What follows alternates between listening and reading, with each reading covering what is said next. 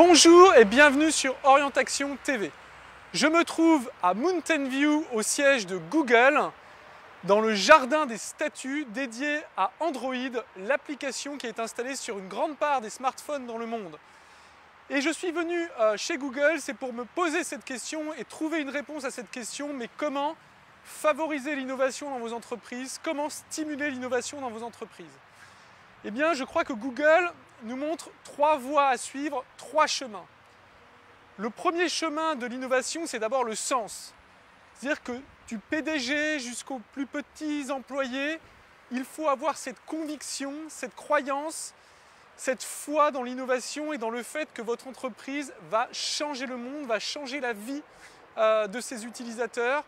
Et c'est à travers cette croyance partagée que va pouvoir se créer une envie d'innovation, une ambition d'innovation qui va stimuler les équipes, qui va stimuler les esprits dans votre entreprise.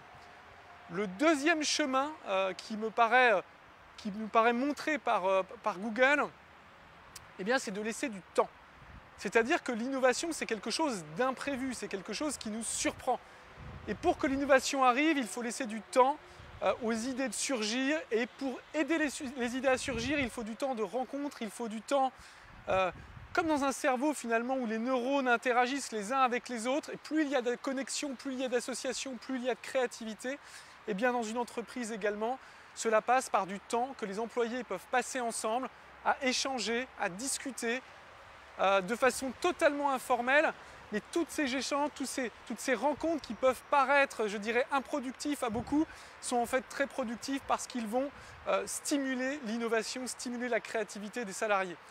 Alors, j'en ai parlé dans mon livre « 10 règles pour avoir des collaborateurs heureux et performants ». Il y a plusieurs exemples chez Google de manière de favoriser la rencontre entre les salariés. Ça peut être l'installation de différents jeux dans les espaces de travail, l'installation de différentes zones de détente, des cafés, des aires de jeu, des aires de repos, des aires de partage. Voilà, tout est fait pour que les salariés se rencontrent, puissent échanger. Et puis il y a cette règle très importante des 80%, c'est-à-dire que les ingénieurs chez Google doivent travailler 80% de leur temps sur des projets qui sont définis, et 20% de leur temps, ils ont ce temps à leur profit pour pouvoir inventer, innover, créer des équipes informelles. Voilà, c'est-à-dire qu'on laisse une large part de liberté à ces ingénieurs qui vont pouvoir ainsi créer avec l'espoir, le rêve de créer de grandes applications comme Google Maps ou d'autres encore. Le troisième secret, le troisième chemin qui nous est donné par Google, je crois qu'il nous est montré par ce petit bonhomme, par cette petite statue qui représente Android, eh bien c'est l'esprit du jeu. Parce que l'innovation, c'est avant tout du jeu, jouer avec les idées, jouer avec les solutions. Ça veut dire se laisser le droit à l'erreur. Ça veut dire voilà, essayer, tester, explorer comme un enfant le fait. Et donc cet esprit enfantin, finalement, il est à la source de la performance de votre entreprise et du bonheur de vos salariés qui vont à la fois travailler, apporter des services, vous aider à développer votre entreprise et en même temps prendre du plaisir, parce que quand ils jouent, vos salariés, ils prennent du plaisir, ils s'amusent. Voilà, écoutez ce que je pouvais vous dire pour cette première session à Mountain View au siège de Google.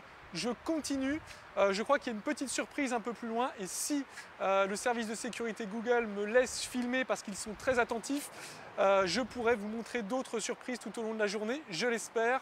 Donc soyez patients, je vais filer pour essayer de vous offrir des vidéos et encore des vidéos sur Google. Si vous avez envie d'en savoir plus, pensez à acheter mon livre « 10 règles pour avoir des collaborateurs heureux et performants ». C'est vraiment un livre pour vous donner des idées, pour vous inspirer. Ce n'est pas un pavé de 400 pages qui vous assomme, mais au contraire, un petit livre sympa, ludique, mis en image par une agence de communication très sympa. Et voilà, vous le laissez sur votre bureau, ça va vous faire phosphorer, ça va vous donner des idées pour votre entreprise, pour votre management, pour créer du bonheur et de la performance. Voilà, écoutez, je vous dis à tout à l'heure, à très bientôt sur Orientation TV. On continue l'aventure à Mountain View, à San Francisco.